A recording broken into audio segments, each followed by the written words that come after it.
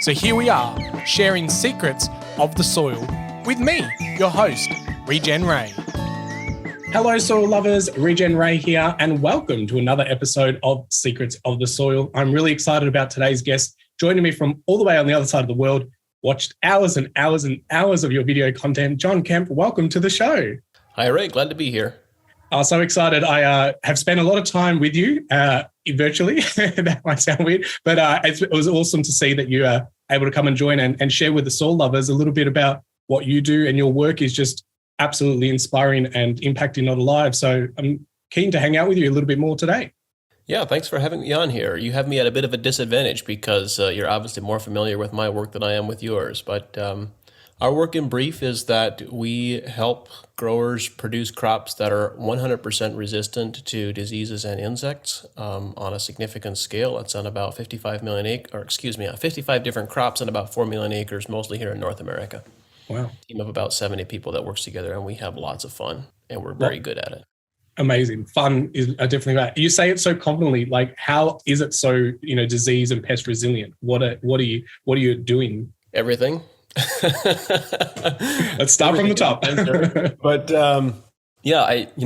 we've been doing it now for 15 years, and I do have a lot of confidence, and that confidence is born from that 15 years of experience of not yet having had any failures. And when I say we haven't had any failures, what I mean is that there are, in any given disease or any given field or crop, sometimes there are diseases and insects where the underlying conditions, the nutritional imbalances or the microbiome imbalances that allow that disease to express itself are so severe, and it's so late in the crop's life cycle that we don't have enough time to turn it around in that growing season. But what I mean by what gives me so much confidence is that over the last 15 years, we've been approached dozens of times to help growers figure out incurable diseases like bacterial canker on stone fruit. And these are diseases and insects for which there is no known effective treatment in the mainstream chemical ag world.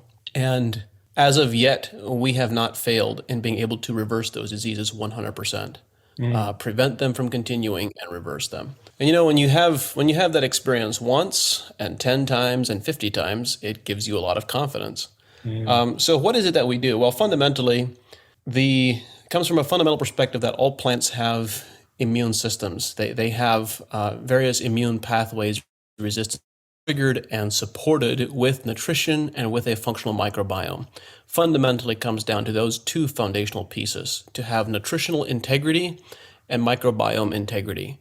And when you have those two things, that creates an environment in which an organism that could be called a disease or that could be called a pest actually develops a symbiotic relationship instead of a pathogenic relationship with the crop that you're trying to grow. And so it fundamentally comes down to balancing nutritional profiles and balancing the microbiome. So based on what you just said, then that means it actually works with it and helps it rather than it being a way of being a pesticide, like killing a pathogen. Yeah, this is something that I just learned several years ago that kind of really stunned me when I heard it for the first time. My perception had been that when you have, let's take a fungi, like a fungus, like Fusarium or Verticillium.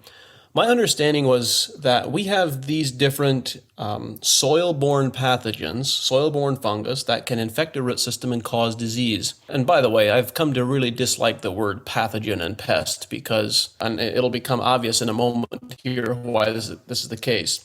So it had been my perception that these diseases or these organisms in the proper environment in a disease-suppressive soil do not cause infections, but instead they have other life cycle pathways. Take Verticillium, for example. If you put straw or leaf mulch on a garden and it gets wet a couple of times, gets rained on or sprinkled on or whatever, you get this white mycelium growing all through the mulch.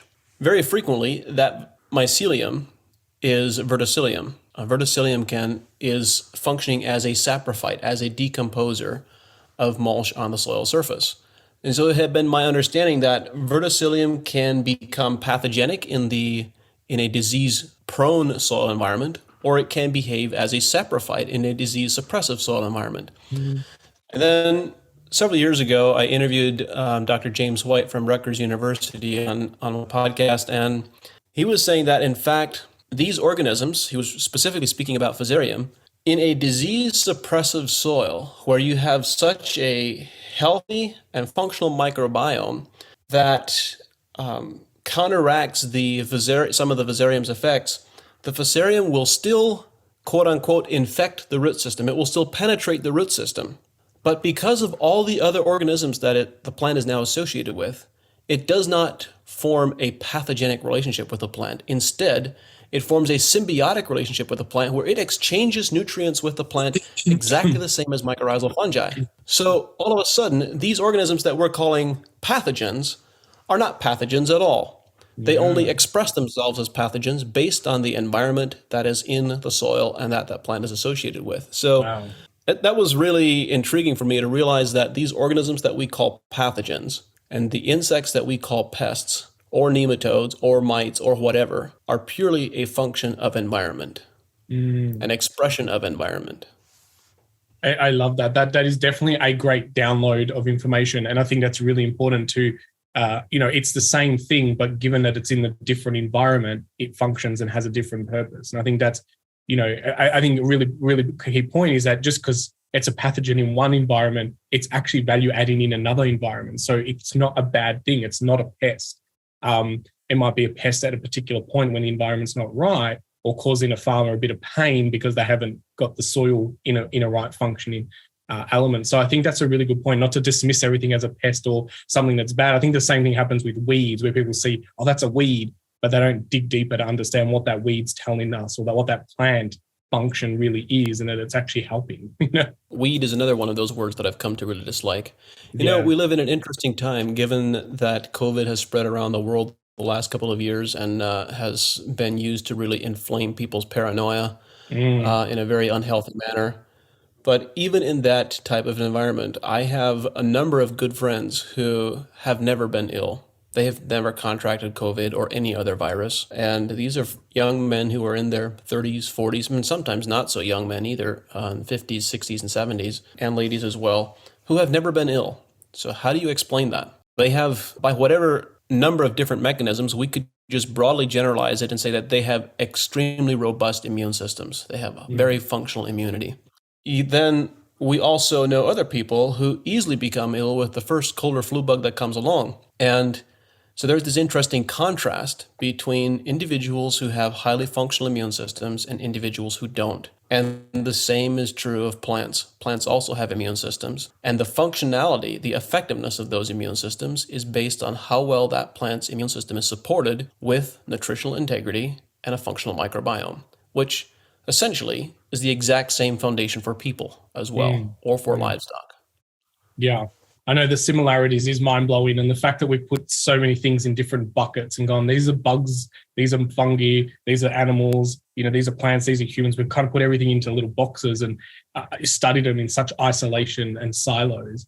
And then when you start seeing the interconnection, it's quite interesting why it's taken so long, I think. I get a little bit frustrated, maybe you do yourself, is like where you see research from 15, 20 years ago, and we're still making, if not worse mistakes, but we're just not learning from it. And so what got you into this world? Were you born into the farm world and got interested in soil this way, or did you make an active decision to say, this is the path I want to champion?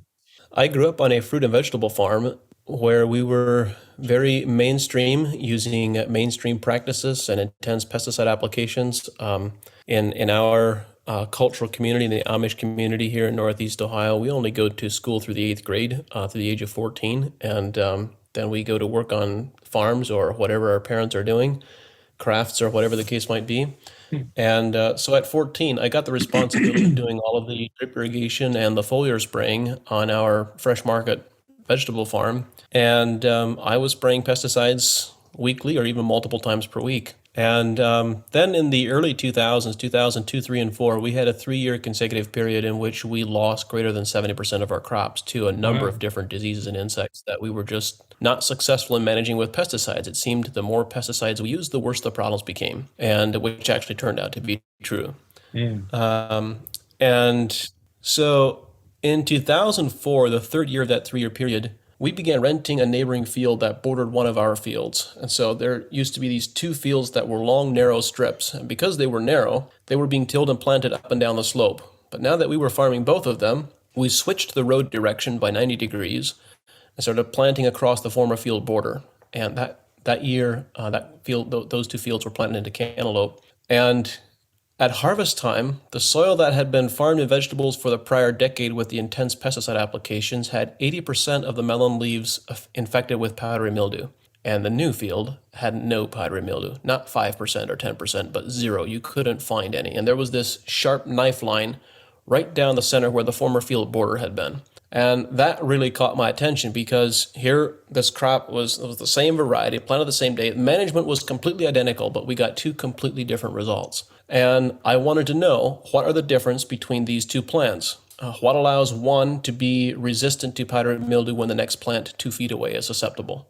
And that really was the pursuit of that question, and seeking to understand the answers to that question was really what got me into looking at plant immune systems and managing plant nutrition from a very different perspective than what is presently the mainstream. Yeah. And it's quite, I like the fact that you've got this point in moment that, you change one thing to a 90 degree, something very small, and then it's led into this massive discovery and question and critical thinking, I guess, because some people might have just ignored that and went, yay, good yields this year, less this, and just kind of carried on with the next season. But your mind decided to explore that. What were some of the things that you did? Yeah. You raise an important point that I just want to touch on, which is when I started doing regenerative agriculture consulting and this type of plant nutrition management consulting in 2006, I fully expected that people would be motivated by opportunity. Like we have now demonstrated that it's possible to consistently, reliably increase marketable yields and increase profitability by a minimum of 20 to 30%, and in some contexts, significantly more. And I expected this to be a significant motivator and to really drive people, but that hasn't been true at all. What has been true instead is that many people, I'm speaking broadly, of course, this isn't universally true, but most people only consider change under duress, whether that's financial duress. And the reality is that was the trigger for us on our farm, is that we had 3 bad years in a row and we had to start doing things differently. So when we had this experience, it was kind of a 2x4 in the face moment. And it's unfortunate that so many of us need to experience that 2x4 in the face moment to consider change, but that's the reality that we live in. And so, we live in times right now where inputs are really expensive and farmers are struggling, at least here in North America and in Europe, are struggling to figure out how are they going to remain economically viable.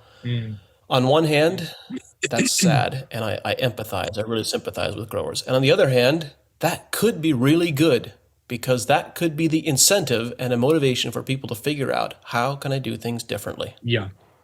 Such a valid point. And it's very true here in Australia as well. And we have, members all around the world. And it is the same thing where we find this crisis moment causes change, even though Farming Secrets has been capturing video content around regenerative agriculture, which was originally called natural farming or biological farming or no chemical farming 15, 20 years ago, got into seaweed fertilizers to get, natural, inputs into the soil.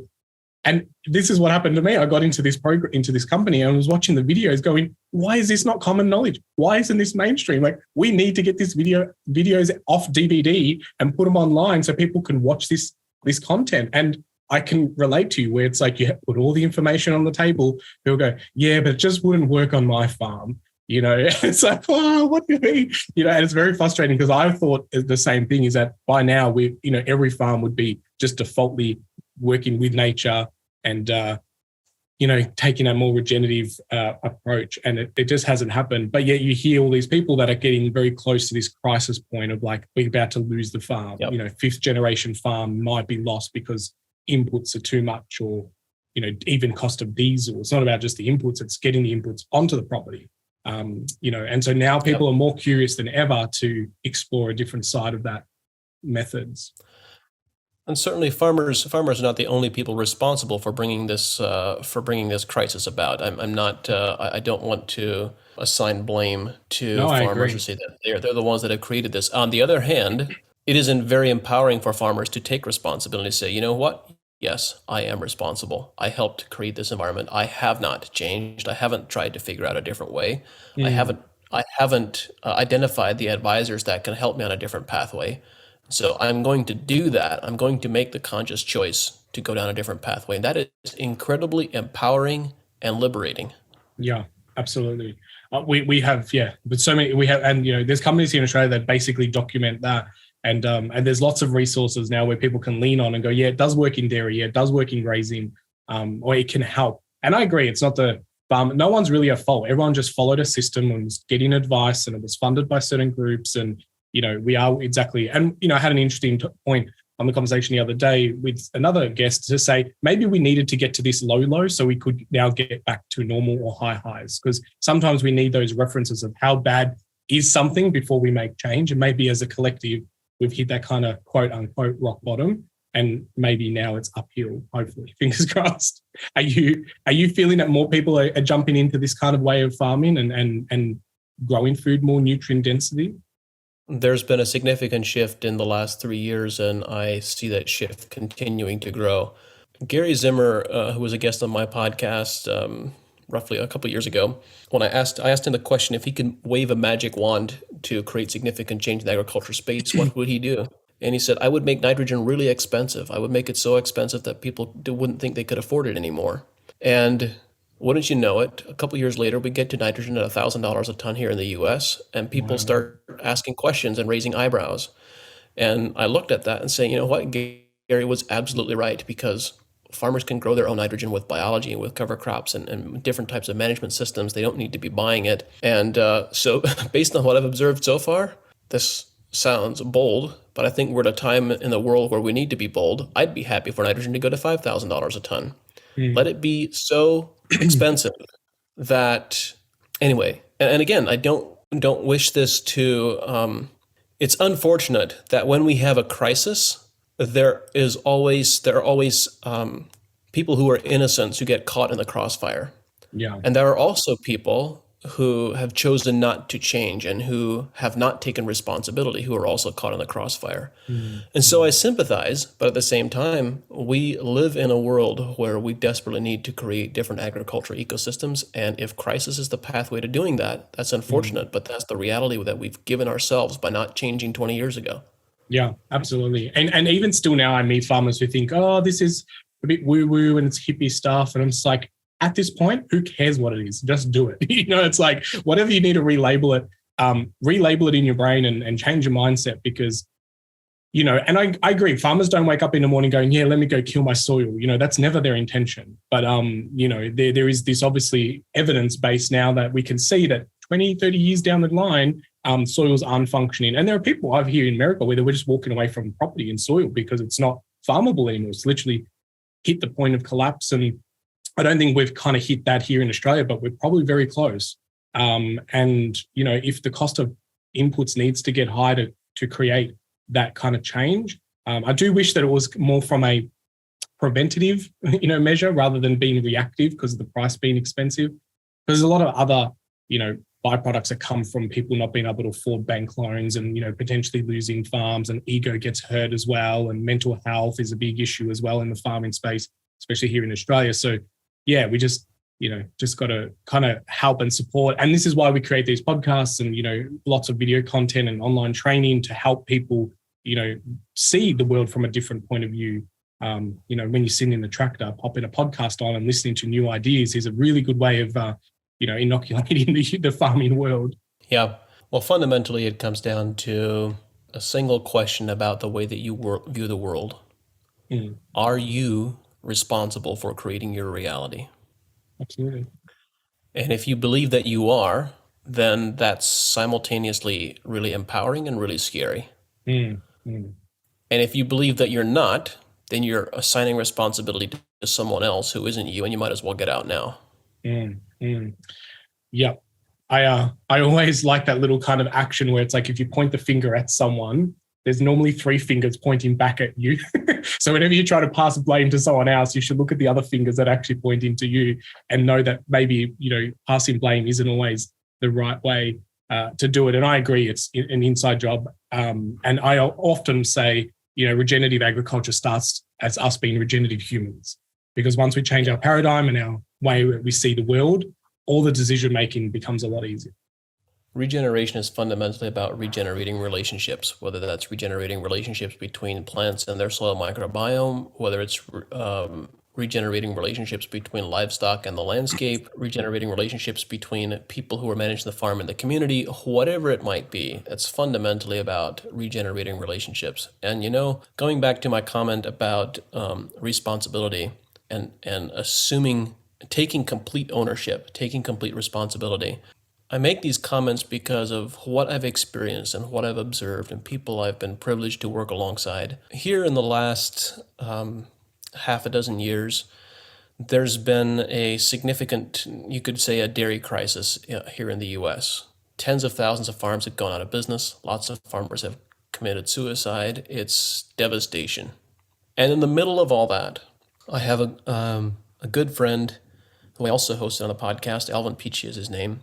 He is a young man, my age, mid-30s, and is currently paying for his third farm that he's paying off with cash from a dairy herd of 100 cows that are 100% grass-fed. And he's clearing, in addition to paying for his third farm, his personal take-home pay is over $100,000 US a year. He's doing everything backwards of the main advice would be. He says forward corn. He's not planting corn. He doesn't have a silo. He's grazing grass with cows and doing so and being clearly profitable. And in the midst of all this devastation and the midst of all the chaos of the U.S. dairy industry, Alvin is content and happy and making money and growing his operation. And that's one example of thousands. So It is absolutely possible for us to take complete responsibility and ownership over our own destiny. Yeah. And sometimes the less is more. There's always this mentality in farming world that they need to buy the next door neighbor. They need to double the herd. They need to, double the yield. And sometimes less, being able to actually know what your profitability per acre is or per hectare is more important than just growing the enterprise because it looks better when you've got the bigger tractor or the more land. But, keeping it simple and having a real solid plan makes more sense. What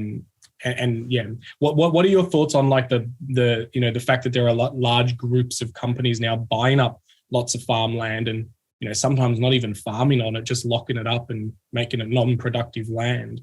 Do you see that as a problem, or does it make other people farm more efficiently?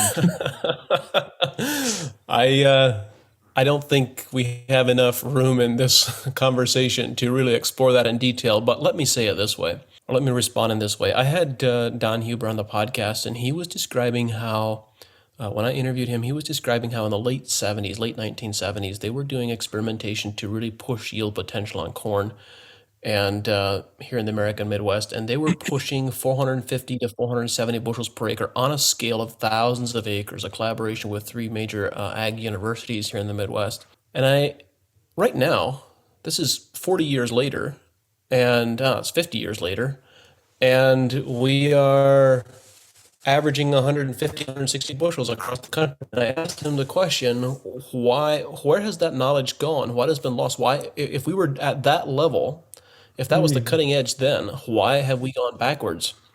And his answer was really interesting. He said, because we don't need to. We don't need to have higher yields. We don't need to produce more food per acre, because if we actually needed to, we would figure it out. And that really struck because, he's absolutely right. Here in the U.S., 40% of corn goes to ethanol production, which is a really stupid idea. If we really needed the food, we would figure out how to grow it. I mean, if we converted just a fraction of the corn and soybean acres to growing actual food, like potatoes and tomatoes and vegetable crops, we could supply the entire world multiple times over, but we don't need to. And so there is this narrative, this fear propaganda, fear porn, if you will, that we're destroying the planet because we're using too many acres to feed the world. Well, if that's true, we need to recognize that that is a collective choice that we're making, and that doesn't necessarily need to be true. Yeah.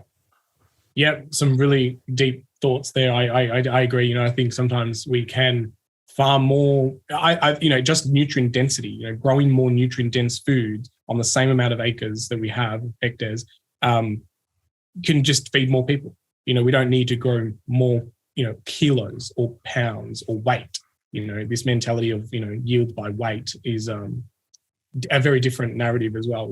If we can eat one meal a day and be fully nutrient sufficient, then that's good, rather than eating 6 times a day with ultra processed foods. My comment about not growing more food per acre because we don't need to is there's an interesting parallel here in the way that we approach our agronomy work at AEA. We have a number of crops. We when I think about the untapped potential that crops have, there are 3 broad categories. There's the one category of the vegetative crops, whether that's kale or cabbage or alfalfa.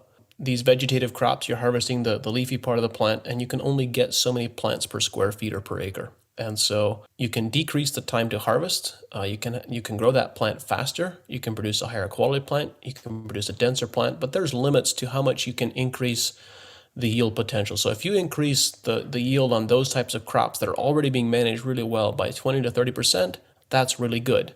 And that's possible. We've done that in a number of operations. Then you have this second group of crops that I would call the reproductive crops that are already highly developed. And there are very few crops in this category, but there are some.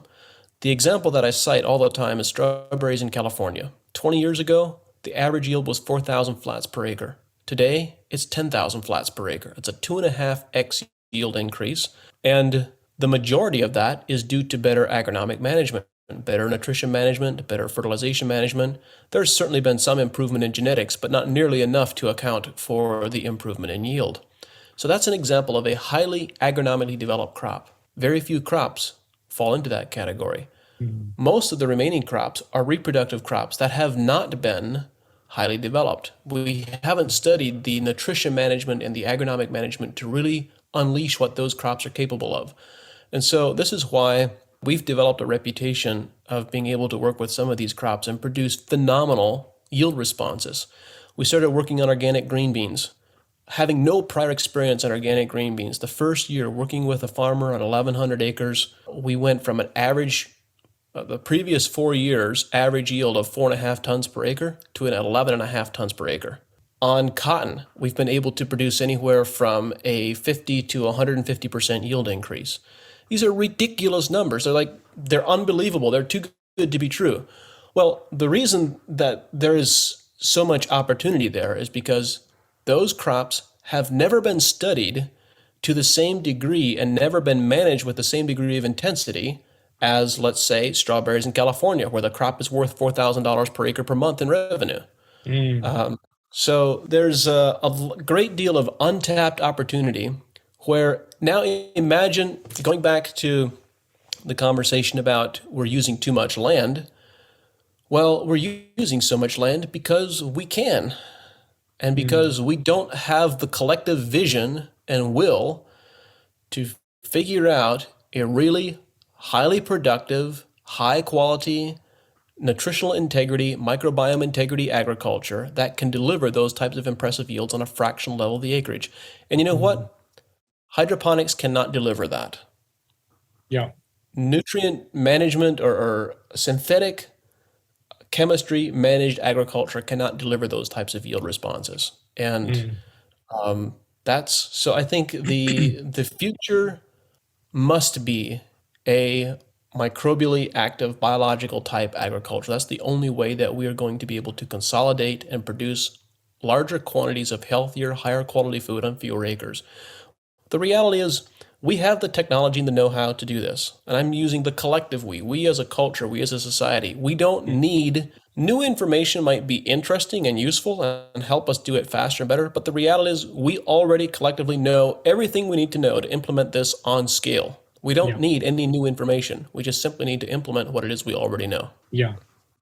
Here to that. I totally agree. I think, this is exactly, the time was 20 years ago. The better time is now. And, there are a lot of people waiting for the research to catch up or for governments to legislate stuff or make it a law. And it's like, forget about all that. Just go and do it. We know that this is already, the right thing to do.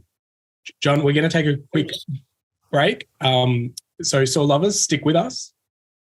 Hello, soil lovers. I hope you're enjoying today's guest and this podcast. But I wanted to just let you know that when you get excited about soil, just as you're hearing about our guests, then you will want to check out the Soil Learning Centre. The Soil Learning Centre is a hub that we put together and digitalized all the content over the years that were originally on DVD into this online learning experience. So if any of our guests or any of the topics that we speak about during the podcast whet your appetite and you want to get your hands dirtier and dig deeper and get educated around different things around soil, whether it be biodynamics, permaculture, whether it be using a microscope, or whether it just be hanging out with other like-minded educators, mentors, and facilitators, then the Soil Learning Centre is a place for you to hang out and dig deeper. That's the soillearningcentre.com. We have lots of different programs, courses, and even a membership. So if you want to belong to a community of other soil lovers, then that's the place to hang out.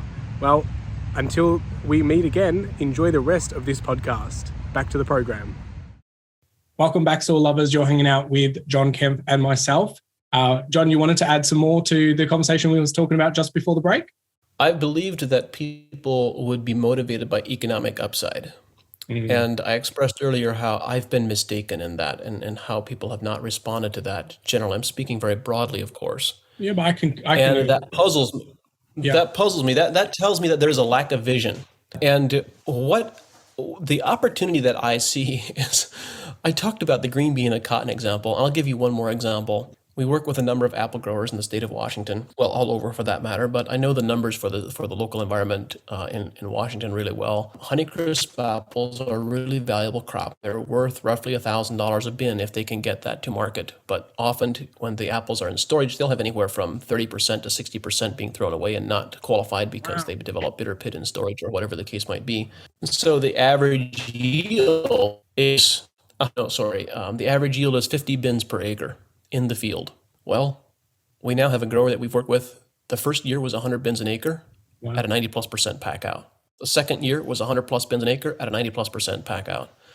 The third year was 150 bins per acre at a 98% pack out. Damn. Well, you do the math, 150 bins an acre, $1,000 a bin. There is economic upside, and it's big. Yeah. You want to be a millionaire farming? I don't know why everyone's. Yeah, I know. I don't know why everyone's selling what they got and going buying a farm. You can make more money growing apples in Washington than you can growing marijuana. It's crazy. It's crazy. Our main message originally and still is how to, our 10 must-dos on how to farm profitably. And I can agree with you, like the profit and the economic uptakes does not motivate people as much as, everyone says they want more money and less time and things like that. The reality is not true. So I can 100% can agree with you on that one because, we scratch our head all the time as well to go, what is it that we need to be true for people to just get it, And have you been able to chip away closer to what that secret sauce is to get people to take that leap of faith? Well, we have to make it so that it's not a leap of faith. Yeah, okay. So it just is the next step. Yep. Yeah. Look, I've spent 15 years studying the answer to the question that you just asked. Yeah. So that could be 3 hours conversation in and of itself. But I'll add one piece though, which is that my response is best encapsulated by a quote from Bill O'Brien. The outcome of an intervention has nothing to do with the skills of the intervener. It has everything to do with the place within from which the intervener comes. And I found this to be so true. One of the most pronounced expressions of this was one of the podcast interviews I did with Dr. Michael McNeil. Michael has now 40 years of experience as an agronomist in north central Iowa, working with lots of broadacre farmers. When I say broadacre farmers in Iowa, that means corn and soybeans almost exclusively. And when I had Michael on the podcast, he said things that were very blunt and very direct, like stop poisoning your land. It was impossible to misinterpret. He was very, very direct. And yet his interview is the single most listened to interview on the podcast. People absolutely loved it. People listened to it, shared it with their friends, reached out to Michael, reached out to us. Why did that, depending on who would have said the things that Michael said, people would have been very offended and very ticked off. But they weren't. Why not? Because they could feel, they could hear in the beginning part of our conversation, they could hear and feel that Michael really cared about them. He cared a great deal, cares a great deal for the farmers that he works with. He cares a great deal for farmers in general. And because they could feel that he cared, they could hear what he had to say. Yeah. And that has really stuck with me, that if we want to facilitate significant change, I can be the most gifted agronomist in the world, but it's not that skill that's going to facilitate change. It's going to be the place that I come from within in working with the people that we work with every day. Yeah. 100%. I could not agree with you more. There's a similar quote that is near and dear to me. It's actually on my website. It used to be on my CV and resume as well. And it is that no one cares how much you know until they know how much you care. And, it is definitely that, the empathy side of things, the heart.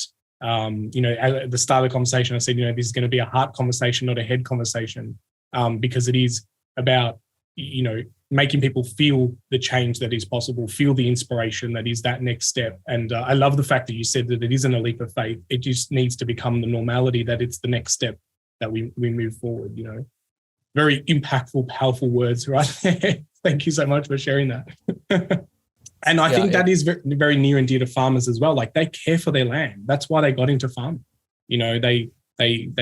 But unfortunately they put trust in some agronomists or some other information or research or companies or brands. They think they're doing the right thing. And I think the financial institution played a big part in the clearing of land as well, because especially here in Australia, you could only get a loan or get more access to finance if it was farmable land, with, air quotes now, because farmable land as definition was cleared land, like remove the trees, remove the biodiversity, and now we can lend you more money. And now all of a sudden the banks are going, oh, now there's natural capital, put all those trees back, we'll give you more money. So it's, I think sometimes people were just pushed into a corner and did what they thought was the right thing, even when so best. Without question, the financial system in play, I'm not familiar with the Australian context, but here in the US, it has definitely, it has really impacted the way that agriculture has gone, which was very deliberate and very intentional. And I understand that there's national security, food security concerns, or there should be. There have been historically, but it appears that they're being ignored largely at the present moment. The United States imports 45% of our fresh fruits and vegetables. It's like that's bizarre. Why would you allow that situation to exist? But at any rate, that's another conversation. But going back again, speaking to these farmers who are taking complete responsibility, they are taking ownership over their destiny. I find it interesting that as these farmers make a transition, they begin challenging the status quo and asking questions and doing things differently. Very frequently, they end up opting out of crop insurance and mainstream finance, so that they have the freedom on their farm to make the decisions they want to make that may not have immediate economic upside, but have long-term payback. And here in the States, I know it's slightly different in the Australian context, but here, farmers, if you get a crop loan or an operating loan, then the bank requires crop insurance. And in order to have crop insurance, the insurance company requires that you follow the recommendations of a CCA, a pesticide advisor. And therefore, you have no choice except to apply pesticides and manage according to the commonly acceptable protocols. Also, if you want to qualify for insurance, that means you can only manage cover crops according to the recommended procedures. And the recommended procedures, this is a bit of an oversimplification, but generally true. You can't make cover crops work at all in the mainstream system. So if you are in a situation where you're dependent on crop loans, you're not on a pathway to have the freedom or the opportunity to adopt regenerative agriculture practices. And what are some of the options for people in that situation? Like, are we seeing a growth of, say, CSAs where the community's supporting the farmer? Are there like Kickstarter or micro loans that, that people are using? Like, are there alternatives that people are starting to innovate to solve those problems so people can, in Australia, we've got this terminology of like debanking yourself. Like people want to get rid of the banks out of the system. They want to become debt free, but they'd rather have debt with like their eaters, their consumers, So that's a viable option for some, but the majority of the growers that we work with are on a scale of thousands of acres, and that pathway doesn't viably exist for them. Yeah. What does exist in a small way and needs to be rapidly scaled, and there's beginning to be quite a bit of focus on this, is developing the supply chains to facilitate transfer from the growers to the CPG companies and all the way to the retail shelf of, I'll just call them regenerative ag supply chains. That the farmer can capture the value for the quality of the product that they are producing all the way through to the consumer, and that there can be true pricing transparency between all the facilitators in that supply chain. And so that is starting to happen in a small way in individual cases here and there. Well, actually, and I would say even in some not so small ways. But it needs to be scaled and grow significantly in order to have the impact that is needed. And that's something that I'm really passionate about and expecting to see a lot happening in the next 3 to 5 years. Yeah, that's awesome that there are options and people can start thinking different ways. And I think people also innovating by like stacking enterprises, maybe creating different revenue streams or utilizing a waste product, something that was a waste and too hard to handle now maybe gets added into a compost pile and they can start making their own biostimulants and things like that. I think people are really innovating in that kind of space as well, going, this used to be a problem, now it's a solution. There are fundamentally 2 ways to innovate dramatically or radically on a farm. One of them is by focusing on expenses, and the other of them is by focusing on the economic upside, the yield potential. And in my opinion, the question of which one you should focus on is determined by the agronomic development of that crop. What has the agronomic development been, or how highly is it refined? So if a crop is highly refined, going back to the example of the dairy farmer, the young dairy farmer, dairy is a highly refined science. So you can only go so far by focusing on increasing yield. So he chose not to focus on increasing yield and cut expenses to nothing. He doesn't own a tractor. He doesn't own equipment. The total equipment on his farm is probably less than $5,000. Yeah. And other than the fencing, he has fencing and water supply, of course. And so he has all of his equity tied up in assets that appreciate in value, in land and animals. It's not in equipment or stuff that rusts, rots, and depreciates. So in these, and then that's one aspect. And then there is the crops which have untapped economic potential, untapped genetic potential, as I would call it. And for those, the significant opportunity, as in with the apple grower in Washington, is focusing on the upside. You can have a whole lot more impact by focusing on upside in most cases than you can by focusing on managing expenses. And this is something I think the regenerative ag community in broadacre crops here in the States has really focused on minimizing expenses, cut fertilizer expenses to the bare minimum or to nothing, and really minimize expenses. And that has its potential downsides because, again, if you can manage with the same amount of expenses but produce 50% more yield, or 30, in the case of cotton, we're at about the same in expenses or perhaps even slightly less, and we're producing 80% to 100% yield increase. That's a significant economic upside that you can be a whole lot more impactful with than you can by reducing expenses. Yep. Like always, you got to look at both sides of that equation. And I agree that there is opportunity, and each farm is unique. I always say to people, like, your decision making needs to be, what are your goals, your outputs, your values, what's your intention of the farm? Some people want to set their farm up for sale. That's a very different strategy for someone who wants to leave it in the family for the next generation. So whatever your farming goals are really need to play a part in that. And it's just as unique as your fingerprint. So it's not a one size fits all, but we definitely need to change the way we think and look through the right lenses for our decision making. John, in your notes, you mentioned that when you made the booking, that plants make informed decisions. And that really caught my eye. I wanted to dig a little bit deeper in that. Like, are you saying that plants have brains, or what's making them make informed decisions? Plants absolutely have brains. And we're the ones that are limited because their brains are sometimes bigger than ours. Yeah, So I agree.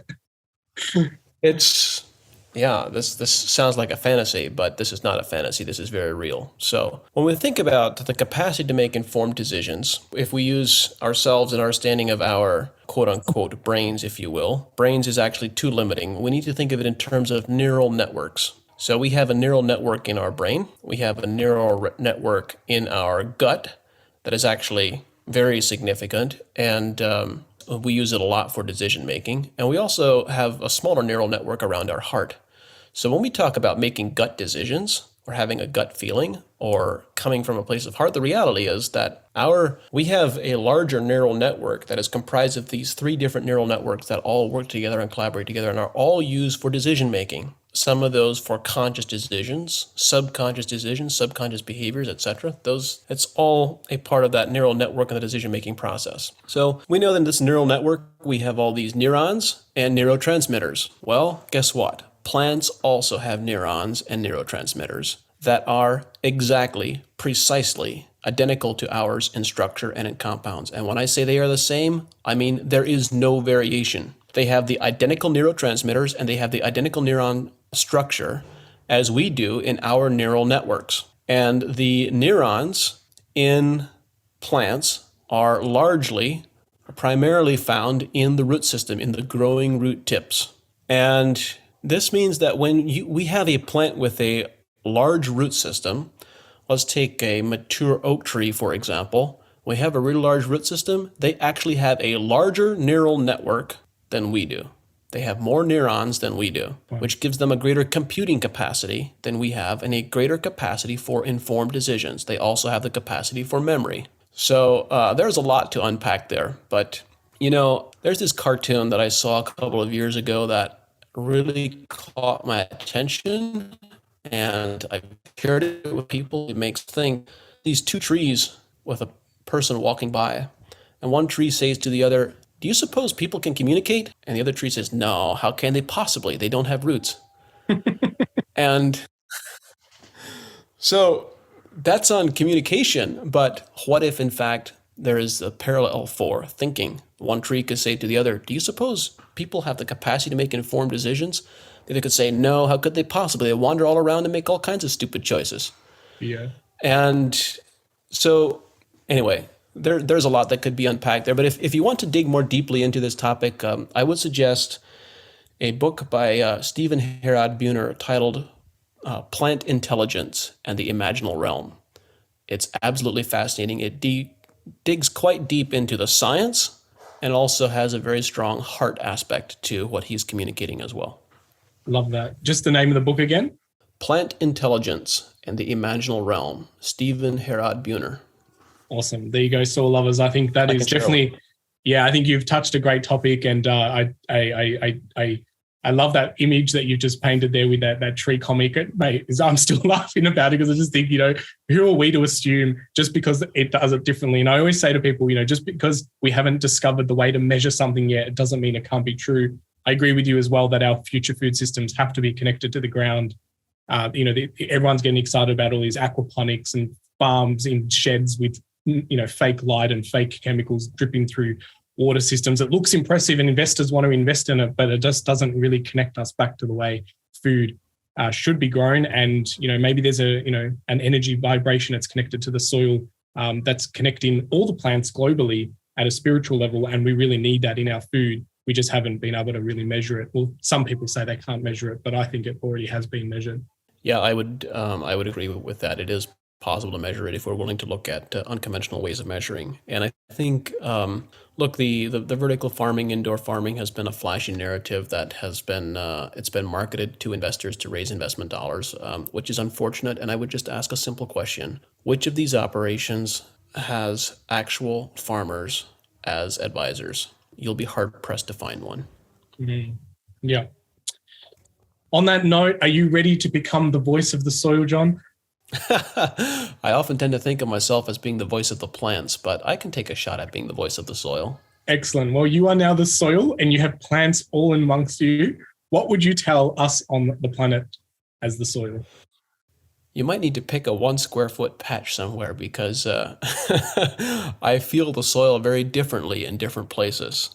But in many agricultural soils, the soil is, if the soil could scream or cry in pain, we would all be deaf because there is so much pain and there is so much death and killing that that occurs unwillingly, or unwillingly is not the right word, but that is unjustified. There is the cycle of life that happens in the soil at a high rate of speed all the time, life being reborn into death. But when we go through our soils and till them and apply synthetic fertilizers and synthetic chemicals to them, if we could just observe or appreciate the death that we have visited on that soil, and if we could observe the fact that the microbial populations can crash by 30 or 40% or more, and we think about what that means of the billions of deaths in each teaspoon of soil, it's quite painful.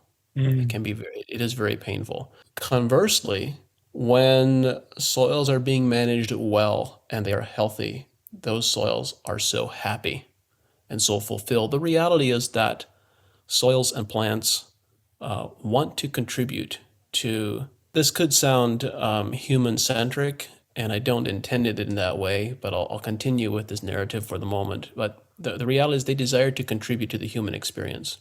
They desire to contribute to the greater collective good. There is an active desire and will there. And when we ignore that and we adopt the consciousness of machines, then, or you could say when we have a mechanistic worldview and we adopt the consciousness of machines, then there is no room for that. And that results in a lot of pain, just the same way as if though we, as people, would be managed like machines. We rail against being a person in a large corporation that feels like just a cog in a wheel. But the reality is, amplify that times a million, and that's how we treat soils and plants. Yeah. Yeah.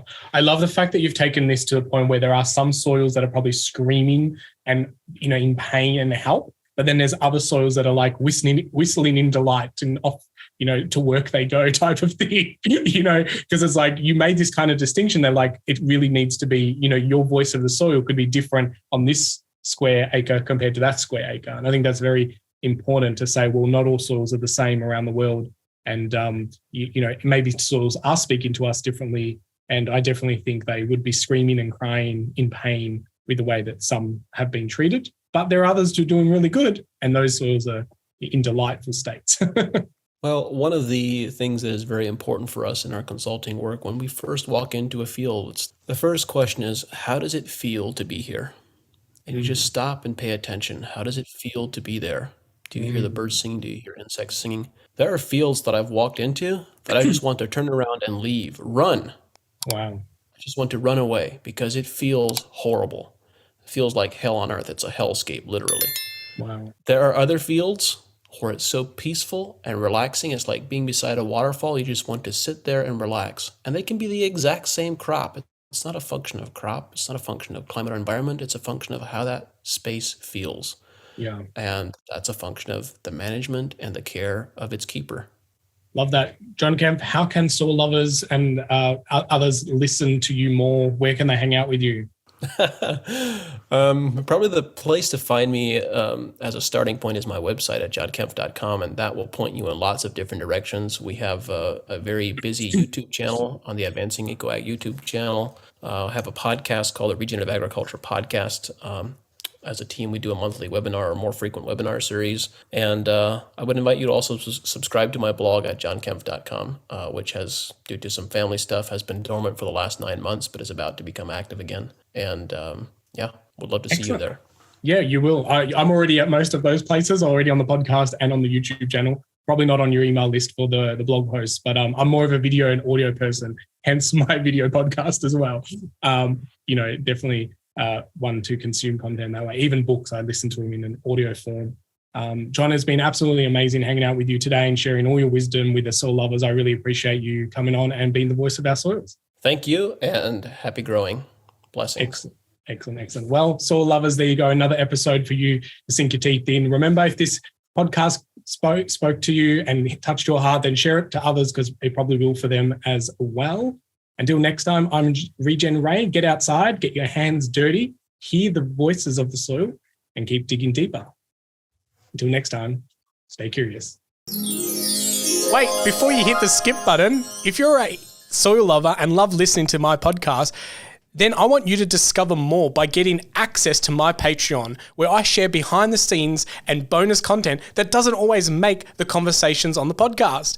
So head over to secretsofthesoil.com/support, where for a very small fee, you get to hang out with me and other soil lovers, where we get to geek out about soil and get access to exclusive content. It's very exclusive. No, not really. It's just a lot of fun and a way that we get to support this podcast together in order so that we can have deeper conversations all about soil from mentors all around the world. So what are you waiting for? Go on, show your support and token appreciation for this podcast. Until next time.